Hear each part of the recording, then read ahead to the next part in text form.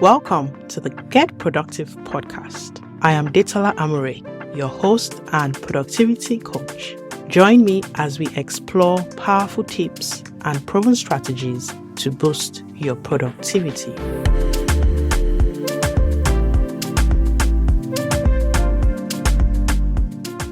Hello. Welcome back to the Get Productive with Detola podcast, your one-stop shop for practical productivity wisdom. On this podcast, we show you how to embrace the flourishing, productive life you deserve. This is episode 12. If you are new to the Get Productive with Detola podcast, welcome. I am so glad you stopped by, and I hope you stick around. So that you don't miss any episodes, please go to www.detolaamory.com/podcast and subscribe now. I will add this link to the show notes. If you are a returning listener, welcome back. I appreciate you for coming back. Kindly consider giving this podcast a 5-star rating and a review on your preferred podcast platform, such as Spotify or Apple Podcasts.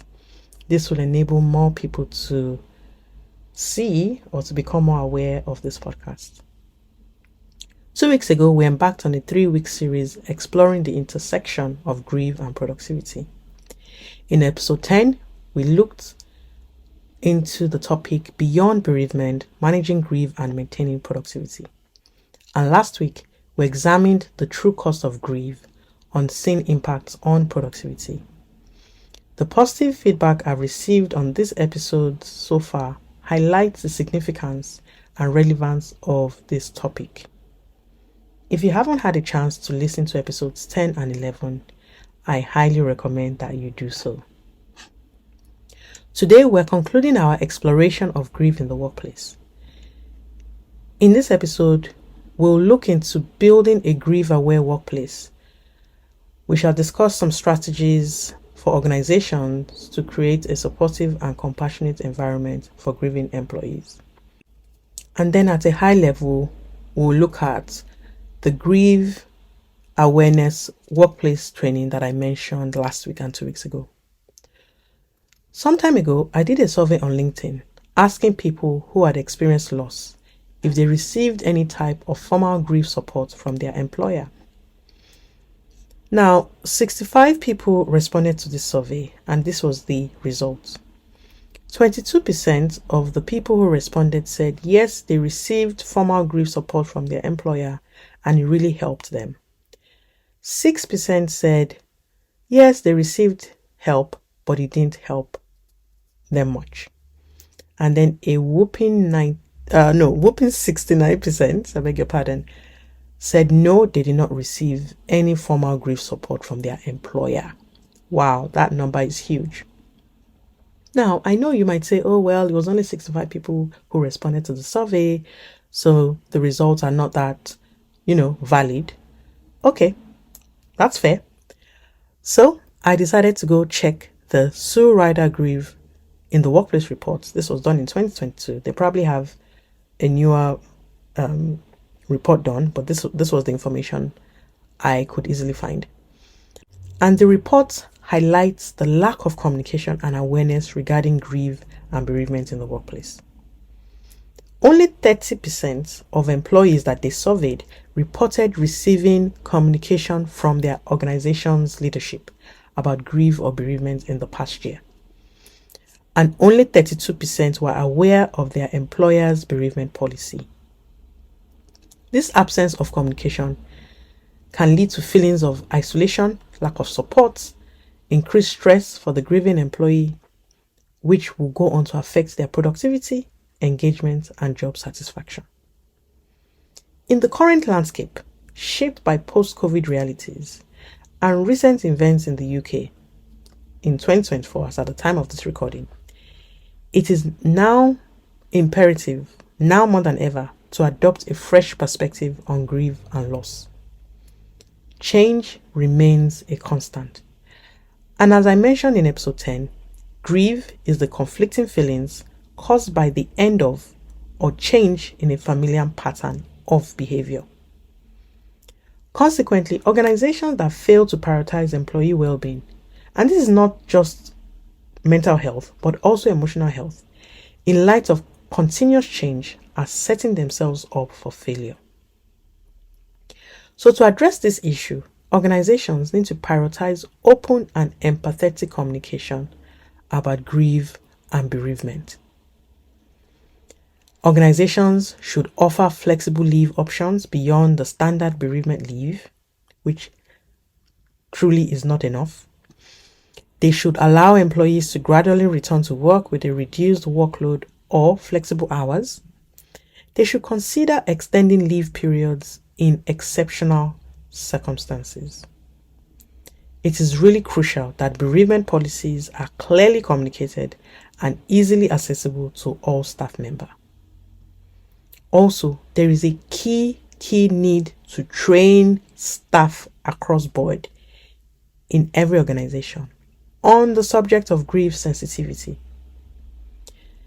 Managers must be educated. It is important that we provide managers with training on recognizing the signs of grief, especially when your subordinate or your team member isn't forthcoming. And as you recognize those signs of grief, and I talked about that in episode 10, managers should offer compassionate support. They should offer a listening ear, and this will help them create a supportive work environment. At the Productivity Company, we run a training exclusively for managers to support their grieving staff. So if you want to know more about that, let me know, reach out to me. Then there's a need to train all staff from the headship of an organization, the leadership, all the way to the bottom. Every staff should be equipped with basic understanding of grief, the impact on productivity, and how to support their grieving colleagues, and also how to empower themselves if they are the ones grieving. And this is where training like our grief awareness workplace training comes in. Organizations must address the stigma that comes with grief and loss. They must challenge negative perceptions about grief and encourage open communication about emotions. They must create environments such as, regular conversations, workshops for grievers to speak their truth without the fear of being judged, analyzed, or criticized. There's also the place for external resources. I know that a number of organizations in the UK have what we call the Employee Assistant Program. And so this program should be offered to employees experiencing grief, where they can share confidential information and probably receive counseling. Now that said, while EAPs have their merits, some individuals, and research has shown this, and even individuals that I've spoken to personally, some individuals find that EAPs are inadequate in addressing their loss. So yes, they get a chance to talk about their pain and their loss, but then there isn't enough resource or skill in place to help them address the pain that is attached to their loss. And so if this is the case in your organization, and you can find out through surveys, we spoke about surveys in episode 10, you find out through surveys or, however way you find out, it's essential to consider alternative options such as partnering with grief specialists who can provide specialized training and support to grieving staff members.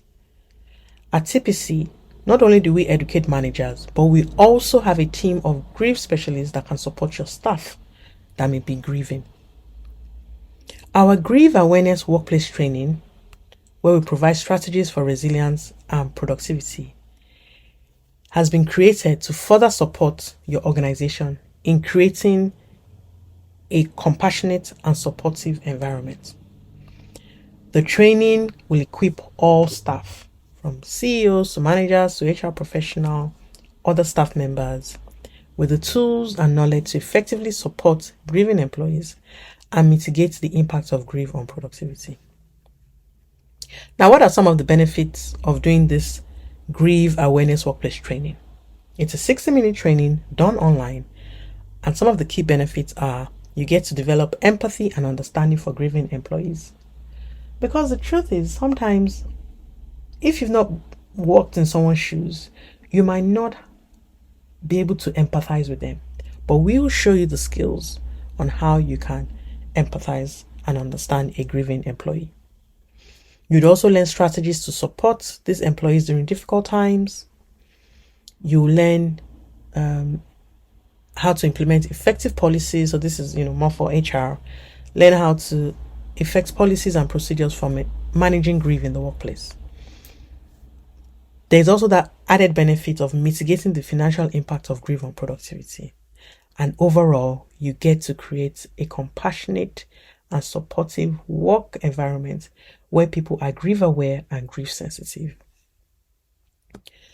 Now, last year, I believe, during the National Grief Awareness Week, we ran grief webinars for organizations such as King's and BT.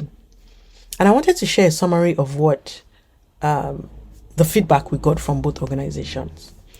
So the head of EDI in King's had this to say about the session we ran for them, or that I ran for them. And this is what she said. She said, Detola from the Productivity Company delivered an exceptional webinar on grief awareness for King's College Hospital, NHS Trust. Our expertise and deep understanding of the human experience were evident. She went beyond conventional understandings, emphasizing that grief extends beyond bereavement. Our ability to communicate profound concepts with clarity and empathy resonated with the audience. Her contribution to our National Grief Awareness Week was exceptional, and I highly recommend her as a knowledgeable and engaging speaker. Now, I know I can't share much, but off the back of that webinar, we're going on to do some more work with Kings, and with time, when I can reveal more. I can't reveal more. I can't reveal a lot now, but later on I will as time goes on. Then Graham, who chairs the BT Group peer-to-peer support network, had to say this. It was a delight today to listen to our external speaker, Detola, talk about managing grief and the impact of it on our well-being. Detola shared some very personal and moving stories that so many of us resonated with. We spoke about how everyone has a unique journey through grief. We focused on how grief differs across different cultures and how we should listen and support people grieving. If you feel you can benefit from a great speaker, then I personally recommend Detola from the Productivity Company. So that's just some great feedback from two of the organizations we have worked with in the past. Our goal now is to enable more organizations to cultivate a grief-sensitive and grief-aware environment. We've worked with a number of clients at TPC, and we have encountered clients who face discomfort and distress due to the insensitive handling of their grief by colleagues, managers, and the organization at large upon their return to work.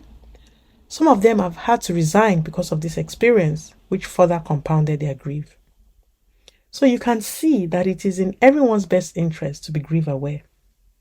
Imagine if an organization had, a very high performing staff member, great talent, who experienced loss, and there was no provision to support them. Imagine if that staff left. Imagine the impact on the organization. They would have to find someone else to take on their role. But that could have been mitigated if they prioritize that employee's well-being. So really, it's in everyone's best interest to be grief aware. People might not remember what you say to them, but people will remember how you made them feel. How do we make grieving staff feel when they come back to work? Okay, so 2 weeks ago, I mentioned about the grief awareness workplace training. A number of slots have gone. That's the complimentary pilot sessions that we are running.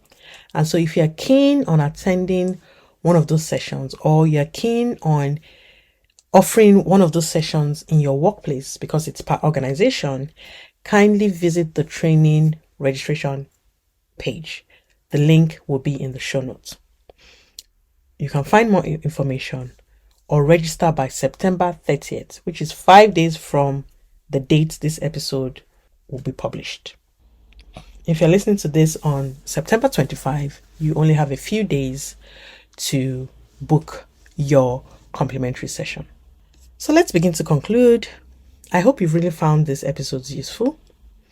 As we begin to implement some of the strategies that I've shared, we can begin to create a culture in our work environment where organizations can demonstrate their commitment to employee well-being and create a more productive and compassionate workplace.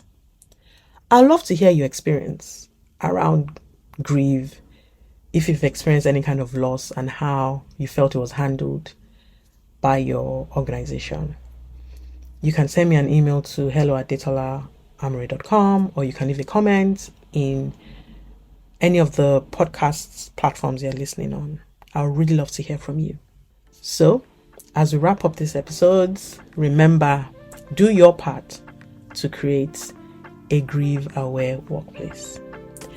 Our next episode will be in 2 weeks' time, so I look forward to seeing you then. But for now, take care. Bye.